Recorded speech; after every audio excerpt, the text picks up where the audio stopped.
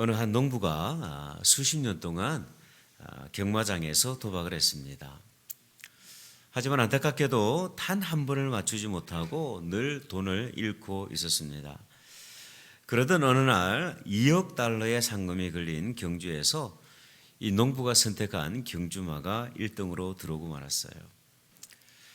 주최 측에서는 당첨금을 지급하기 전에 먼저 이 당첨자에 대한 조사를 쭉 했는데요. 근데 알고 보니까 당첨된 사람은 너무나도 찢어지게 가난한 농부였던 것입니다. 주최 측은 걱정이 되었어요. 혹시라도 이 막대한 금액을 갑자기 건네주게 되면 심장마비로 죽지 않을까 하는 염려 때문이었습니다. 이것을 고려한 주최 측은 평소 이 농부를 너무나도 잘 알고 지내던 그 마을의 목사님을 통해서 상금을 전달하기로 했어요. 농부를 만난 목사님은 대화를 시작을 합니다. 이번에도 경마에 돈을 거셨다지요. 그런데 정말 만약에 1등에 당첨이 되신다고 한다면 당신은 어떻게 하시겠습니까? 그래서 이 농부가 시큰둥하게 대답을 합니다. 그럴 리가 있습니까? 제가 지금까지 수십 년이나 경마에 투자를 했지만 단 한 번도 맞은 적이 없습니다. 그러자 목사님이 다시 이야기를 해요. 그래도 만약에 당첨이 되어서 2억 달러의 상금을 받으신다고 한다면 어떻게 하시겠습니까? 이 농부가 잠시 생각을 하더니 이렇게 이야기를 했다고 합니다. 만약에 이 2억 달러에 당첨이 된다고 한다면 그중 1억 달러는 목사님께 드리고 그리고 나머지는 제가 가지겠습니다. 이 대화로 한 사람이 심장마비로 쓰러졌습니다. 그 쓰러진 사람은 농부가 아닌 목사님이었어요. 뜻밖의 횡재에 충격을 받아버린 것이죠. 여러분 누구나 삶을 거는 대상이 있습니다. 어떤 사람은 돈의 인생을 걸기도 하고요. 어떤 사람은 성공의 인생을 걸기도 합니다. 또 어떤 사람들은 참으로 어리석은 사람들은 도박이나 복권 같은 그런 불확실성의 인생을 걸기도 하죠. 여러분 과연 이러한 것들이 우리의 인생으로 하여금 참으로 풍성한 삶, 행복한 삶을 보장할 수가 있을까요? 결코 아닙니다. 우리는 전 생애를 걸어도 불안하지 않는 현재의 삶뿐만 아니라 우리의 미래의 영원한 삶까지도 책임질 수 있는 분에게 우리의 삶을 걸어야만 합니다. 그분은 바로 예수 그리스도십니다. 주님은 우리에게 말씀하셨어요. 마태복음 11장 18절의 말씀. 수고하고 무거운 짐진 자들아 다 내게로 오라. 내가 너희를 쉬게 하리라. 여러분 우리의 인생을 주님 앞에 의뢰하게 될 때에 때로는 불안감에 밀려오는 우리들의 인생이지만 그러나 영원하신 그 하나님 앞에 우리의 삶을 의뢰하게 될 때에 언젠가 우리의 인생의 겨울을 맞이하는 그 순간 우리는 결코 후회하지 않습니다. 여러분 이런 후회 없는 인생을 살았던 예수 그리스도의 제자 한 사람이 있었어요. 그분은 바로 사도 바울입니다. 그는 정통 유대인으로서 그리스도를 핍박을 하다가 주님을 만나게 되죠. 그리고 회심한 그는 주님을 만난 이후에 오늘 본문이 기록이 되고 있는 AD 66년 그 인생의 겨울을 맞이하고 있는 그 마지막 순간까지 한치의 후회도 없이 뒤를 돌아보지 않고 달려왔습니다. 본문을 보면요, 이 마지막 호흡을 가다듬으면서 그의 인생을 돌아보는 가운데 하나님 앞에 감사하며 찬양의 노래를 올려드리고 있는 것이죠. 여러분 어느덧 한 해를 마무리하는 시점에 우리가 이르렀습니다. 시간이 참으로 빠르게 흐른다는 것을 정말 피부로 느끼고 있는 요즘인데요. 여러분 우리에게도 언젠가 인생의 겨울을 맞이하는 순간이 분명히 찾아올 텐데 이러한 인생의 겨울을 저와 여러분은 어떻게 준비해야 될까요? 가장 먼저 우리가 고민해야 될 것은 무엇이냐면 사명을 성취하는 인생입니다. 수년 전에 그 미국의 극장가에서 개봉이 되어가지고 화제가 되었던 유명한 영화가 하나 있습니다. 버킷 리스트라고 하는 작품인데요. 여기서 버킷리스트란 무엇을 의미를 하고 있냐면 죽기 전에 꼭 하고 싶은 일들을 적은 목록을 뜻하고 있어요. 영화의 작품에 등장하는 주인공 두 사람은 그 마지막 생애의 시간을 쭉 보내던 가운데 버킷리스트를 쭉 작성을 합니다. 그런데 그 내용들이 참으로 재미있어요. 첫 번째, 장엄한 광경 보기. 두 번째, 낯선 사람 도와주기. 세 번째, 눈물 날 때까지 웃기. 얼마나 못 웃었으면. 네 번째, 무스탕 셀비로 카 레이싱 하기. 다섯 번째, 최고의 미녀와 키스하기. 여섯 번째, 영구 문신 새기기. 일곱 번째, 스카이다이빙 하기. 여덟 번째, 로마 홍콩 여행. 그리고 피라미드 타지마할 보기. 아홉 번째, 오토바이로 만리장성 질주하기. 마지막 열 번째, 세렝게티에서 호랑이 사냥하기. 여러분, 이 10가지의 소원을 이루기 위해서 두 사람은 실제로 여행을 떠나게 됩니다. 근데 저는 그 작품을 보면서 제 머릿속에 이런 질문이 찾아들었던 적이 있었어요. 과연 이러한 노력들이 인간의 영혼을, 그들의 영혼을 참으로 만족시켜 줄 수 있을까 하는 그런 의문이었어요. 여러분, 오늘 본문은요, 사도 바울이 기록한 서신 13권 중 마지막으로 기록된 성경입니다. 그런데 그 마지막 성경, 마지막 호흡을 가다듬으면서 사도 바울은요, 이런 고백을 남기고 있어요. 7절의 말씀. 나는 선한 싸움을 싸우고 나의 달려갈 길을 마치고 믿음을 지켰으니 이제후로는 나를 위하여 의의 면류관이 예비되었으므로 주 곧 의로우신 재판장이 그날에 내게 주실 것이며 내게만 아니라 주의 나타나심을 사모하는 모든 자에게도다. 그렇게 말씀을 합니다. 인생의 겨울을 맞이하는 그 시간, 자신의 삶이 사명을 이루는 인생이었다고, 지나온 인생을 돌아보니 모든 것을 사명을 이루며 살아왔다. 그렇게 사도 바울은요, 고백을 하고 있는 거예요. 그 돌아보는 그 인생 가운데 전혀 후회가 없다. 그렇게 말씀을 합니다. 또한 영적인 아들 이 디모데에게도 사명을 이루는 인생이 되어야 한다. 그렇게 권면을 하고 있는 것이죠. 짧은 시간이었지만 제가 목회를 하면서 여러 성도님들의 임종을 목전에 이렇게 함께 동참하는 기회가 있었습니다. 그런데 많은 분들이, 심지어 그리스도인들도요, 인생의 마지막 순간에 깊은 후회를 하는 것을 저는 참 많이 봤습니다. 목사님, 제가 뭔가 인생을 열심히 살아온 것 같은데 허무합니다. 하나님을 위해서 살아보지는 못했던 것 같습니다. 참으로 후회가 됩니다. 혹시라도 내 인생 가운데 삶의 시간이 조금이라도 더 연장이 된다고 한다면, 그렇다면 제 삶을 하나님께 드리고 싶습니다라는 그 고백을 참으로 많이 들었어요. 여러분, 이 땅에서 우리의 삶이 마감이 될 때 우리가 참으로 감사했노라고, 참으로 행복했노라고, 참으로 후회가 없노라고 고백할 수 있는 것은요, 하나님께서 저와 여러분에게 허락하신 그 사명을 온전히 완수할 때입니다. 제가 지난해 가을 갑자기 병원에 입원했던 적이 있었는데요. 주일 사역을 마치고 나서 이렇게 집으로 퇴근을 했는데 갑작스럽게 막 구토 증상이 일어나는 거예요. 근데 그 구토 증상이 참으로 심각할 정도로 심했습니다.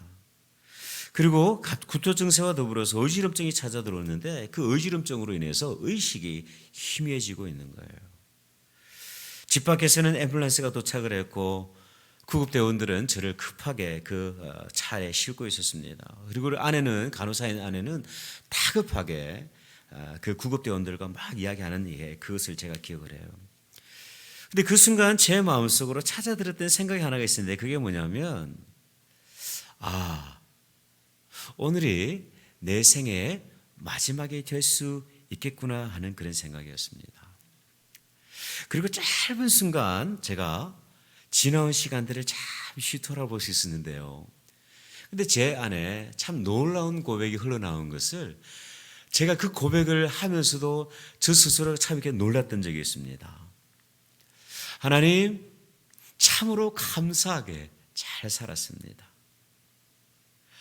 짧은 시간이었지만 이곳에서 참으로 행복했습니다. 하나님께서 부족하지만 저에게 사명을 주셨고 그 사명을 부족하지만 제가 감당할 수 있었고, 비록 이 땅에 남게 될 가족이 있지만 그러나 하나님께서 저를 대신해서 돌봐주실 것이기 때문에 걱정이 없습니다. 하나님 참으로 감사합니다. 그런 고백을 했던 적이 있습니다. 여러분, 목회를 하면서 때로는 힘에 부치고 능력의 한계에 부칠 때가 있습니다. 그럴 때면요 참으로 고단하고 이렇게 괴로울 때도 있어요. 근데 여러분, 하나님께서 맡겨주신 그 사명을 이루면서 살아가는 것만큼 행복한 일이 없음을 저는 참으로 고백할 수밖에 없어요. 많은 사람들이 성공을 위해서 달려가지만, 무언가를 붙들기 위해서 노력을 하지만 여러분, 그 끝에는 늘 허무함밖에 없습니다. 오직 우리의 삶은 하나님 안에 있음으로 말미암아 참된 만족과 기쁨을 누리는 것입니다. 저와 여러분, 우리 모두는 살아가는 환경이 각기 다르죠.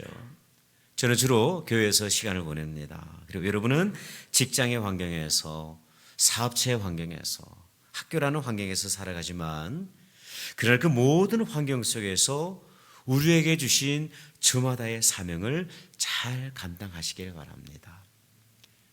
그 모든 환경 속에서 하나님의 말씀을 따라 살아가고, 그리고 주어진 그 환경 속에서 예수 그리스도를 증거하며, 그리고 내 삶을 통해서 그리스도의 향기를 드러내게 될 때에 언젠가 우리가 맞이하게 될 그 인생의 겨울날에는 결코 후회가 없을 거예요.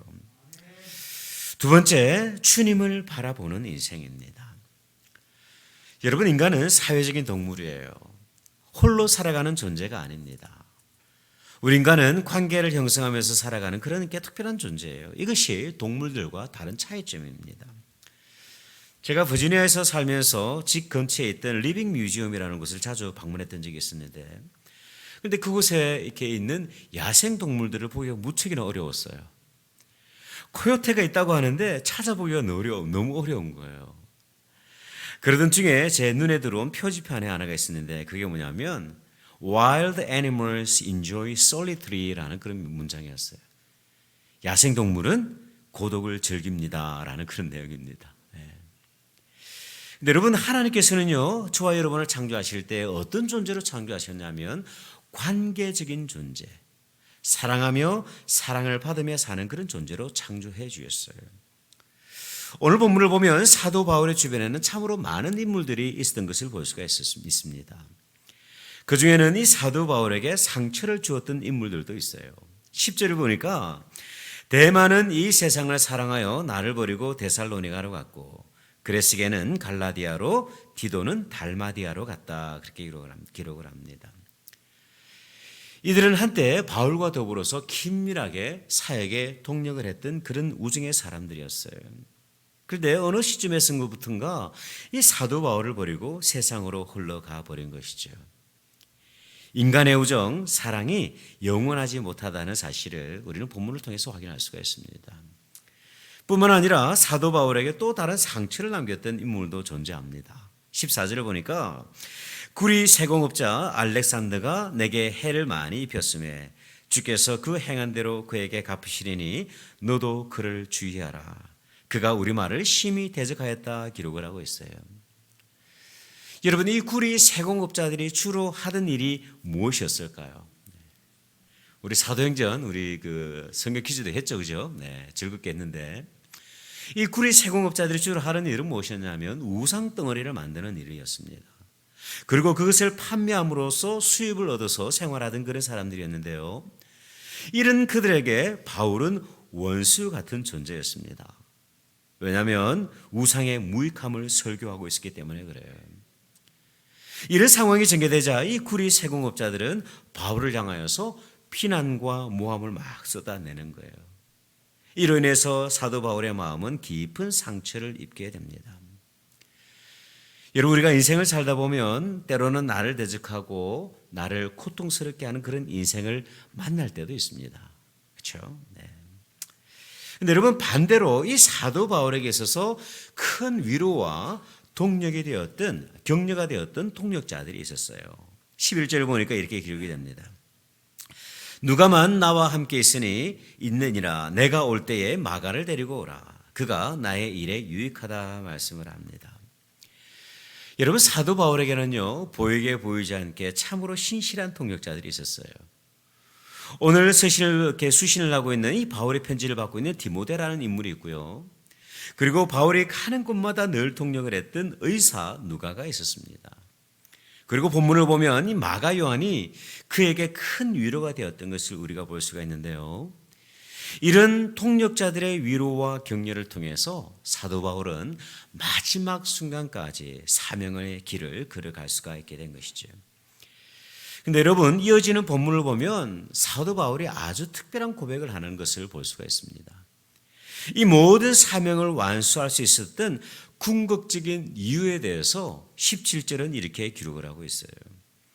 주께서 내 곁에 서서 나에게 힘을 주심은 나로 말미암아 선포된 말씀이 온전히 전파되어 모든 이방인이 듣게 하려 하심이니 내가 사자의 입에서 건짐을 받았다 고백을 하고 있습니다. 사도 바울에게 주신 그 사명의 길을 온전히 완수할 수 있었던 궁극적인 이유는 사랑하는 동역자의 위로와 격려와 도움이 있었기 때문이긴 하지만, 그러나 궁극적으로 자신의 사역을 끝까지 감당하게 하신 하나님의 은혜 가운데 있었다, 그렇게 고백을 하고 있는 것이죠. 여러분, 우리가 인간을 사랑하는 것 참으로 귀한 일입니다. 목회자를 사랑하는 것 참으로 귀한 일이고요. 성도가 성도를 사랑하는 것 참으로 귀한 일입니다. 하나님의 명령이기 때문에 그래요. 하나님을 사랑하되 이웃을 사랑하는 것은 우리를 향하신 하나님의 거룩한 뜻이자 명령이기도 합니다. 여러분, 우리가 한 가지 꼭 기억해야 될 것이 있는데, 그것은 무엇이냐면 인간은 사랑할 대상일 뿐 결코 의지할 대상은 되지 못한다는 사실입니다. 왜냐하면 우리 모두는요, 불완전한 죄인이기 때문에 그래요. 우리 성도님들께서 목사를 이렇게 사랑해 주시는 것 참 좋지만, 감사하지만, 그러나 제가 여러분들에게 의지할 대상은 결코 되지를 못합니다. 이것은 변명이 아니라 저는 연약한 죄인이기 때문에 그래요. 그래서 여러분, 성경을 보면요, 이웃을 사랑하라 그렇게 말씀을 하고 있지만 이웃을 의지하라는 표현이 있을까요, 없을까요? 전혀 없어요. 저는 미국 생활을 시작을 하면서 참 힘든 시절을 보냈던 적이 있습니다. 수련회 때도 잠시 나눴던 것 같은데요. 저를 미국에 초대해 주셨던 분이 계시는데, 그분이 저에게는 미국에서 유일하게 믿을 수 있고 의지할 수 있는 그런 분이셨어요. 그래서 전적으로 그분을 신뢰하고 따르면서 그렇게 일을 했는데요. 근데 시간이 흐르면서 이런저런 문제가 발생이 되었습니다. 그리고 그 모든 시간들을 쭉 흘러보내면서 한 가지 알게 된 사실이 하나가 있는데, 내가 그토록 신뢰하고 의지하고 있던 그분은 내가 믿고 내 삶을 의뢰할 수 있는 분이 아니라는 사실이었습니다. 오히려 저를 이용해서 그분의 이익을 챙기던 그런 연약한 인생이었어요.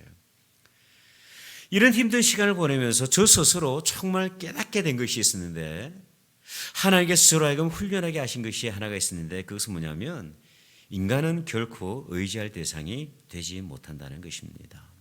그리고 내 인생이 의지할 수 있는 유일한 분은 오직 하나님 한 분이라는 사실이에요. 여러분, 사울과의 관계에서 씻을 수 없는 상처를 입었던 다윗이 있지 않습니까? 다윗과 사울의 관계는 장인과 사위의 그런 관계 아닙니까? 그런데 그 씻을 수 없는 상처 가운데서 다윗은요, 이렇게 고백을 하고 있어요. 시편 62편 1절의 말씀. 나의 영혼이 잠잠히 하나님만 바라며 나의 구원이 그에게서 나오는도다. 오직 그만이 나의 반석이시요 나의 구원이시요 나의 요새이시니 내가 크게 흔들리지 아니하리로다. 인생의 겨울을 맞이하는 우리의 자세, 그것은 우리가 인생을 사랑하되 배우자를 사랑하고 자녀들을 사랑하고 부모님을 사랑하지만, 그러나 오직 하나님 한 분만을 의지하는 것입니다. 그러할 때 우리 인생의 겨울에 큰 후회가 남지를 않습니다. 마지막으로 인생의 겨울을 준비하는 마지막 자세는요, 천국을 준비하는 인생입니다. 여러분, 이 땅에서 우리의 삶이 끝날 때 우리는 반드시 두 갈래의 길을 맞이하게 됩니다. 첫 번째는 예수 그리스도를 영접함으로 천국에 이르는 길이고, 두 번째는 예수 그리스도를 부인함으로 지옥에 이르는 길입니다. 다른 길은 없어요. 바울은 이 인생의 겨울을 맞이하면서 한치의 후회도 아쉬움도 주저함도 없이 감사함으로 자신의 생애를 마무리할 수 있는 그 이유를 오늘 우리가 읽은 마지막 본문에서 이렇게 기록을 하고 있습니다. 18절의 말씀을 한번 보십시오. 주께서 나를 모든 악한 일에서 건져내어 주시고 또 그의 천국에 들어가도록 구원하시리니 그에게 영광이 세세무궁토록 있을지어다. 여러분, 한평생 우리가 열심히 살았습니다. 한평생 열심히 공부했어요. 한평생 열심히 일했습니다. 한평생 열심히 자녀를 양육을 했고 이 땅에서 정말 성공하기 위해서 투쟁하듯이 전쟁하듯이 살아왔습니다. 그런데 그렇게 세월은 흘러서 어느새 인생의 겨울을 맞이하게 되었습니다. 그런데 여러분, 그 마지막 시간에 저와 여러분의 영혼이 갈 곳이 없다고 한다면 이보다 허무한 인생이 어디 있겠습니까? 하지만 바울에게는요, 주님께서 친히 예비하신 그 천국의 소망으로 인해서 그 인생의 마지막 시간이 충만한 것을 볼 수가 있어요. 주님께서 장차 걸어주실 그 영광의 면류관, 의의 면류관을 향한 소망으로 가득한 것을 볼 수가 있습니다. 그래서 사도 바울은요, 마지막에 이렇게 찬양을 하고 있는 거예요. 그에게 영광이 세세무궁토록 있을지어다. 제가 청소년 시절에 정말 많이 불렀던 찬양이 하나가 있습니다. 아직까지 우리 교회에서도 한 번도 불러본 적이 없어요. 40년이 지났습니다. 근데 40년이 지났는데도 아직까지도 이 가사를 제가 잊지를 않고 있어요. 파워포인트 한번 띄워주십시오. 혹시라도 여러분 아시는 분이 계시다고 한다면 같이 좀 불러봤으면 좋겠습니다. 가사 내용이 이래요. 우리 이 땅에 몸으로 태어나 무슨 일 하다가 무엇을 남기랴. 우리의 인생을 누가 대신 살아주나. 너와 내가 남남으로 주 앞에 설 때에 우리 무엇으로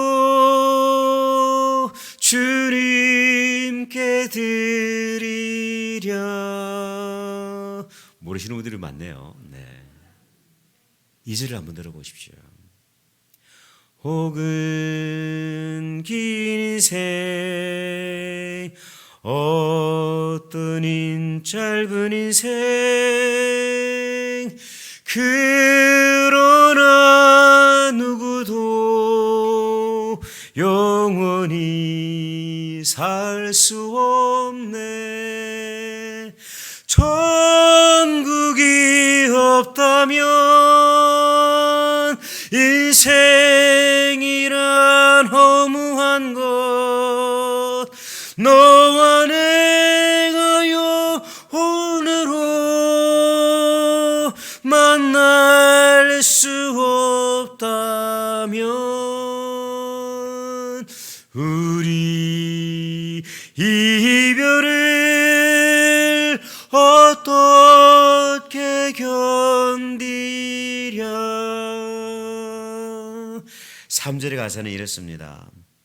주님 안에서 영원한 생명을 얻어 언젠가 또 다시 만날 수 있기에 우리가 헤어져도 슬프지 않을 수 있어 너와 내가 영혼으로 다시 만나세 주님 우리 위해 함께 계시라 그렇게 찬양을 합니다. 여러분 우리는 예외 없이 인생의 겨울을 맞이하게 됩니다. 어찌 보면 오늘 이 하루가 이 연말이 우리 인생의 마지막으로 보내는 연말일 수도 있습니다. 어떤 분은 그 시간이 조금 짧을 수도 있고요. 어떤 분은 조금 더 길 수가 있어요. 이러한 인생의 겨울, 저와 여러분은 어떻게 준비하시겠습니까? 이 땅을 살아가실 때에 하나님께서 각자에게 부여하신 그 거룩한 사명 붙들고 살아가시기를 바랍니다. 인생을 사랑하시되 인생을 의지하지 아니하고 오직 유일하신 하나님, 나를 위해서 생명까지 아낌없이 내어주신 그 하나님을 의지하며 살아가시기를 바랍니다. 무엇보다도 인생의 그 마지막 겨울을 천국을 준비하며 살아갈 수 있기를 바랍니다. 이 믿음 없이 우리가 인생의 겨울을 맞이할 때 참으로 쓸쓸할 수가 있어요.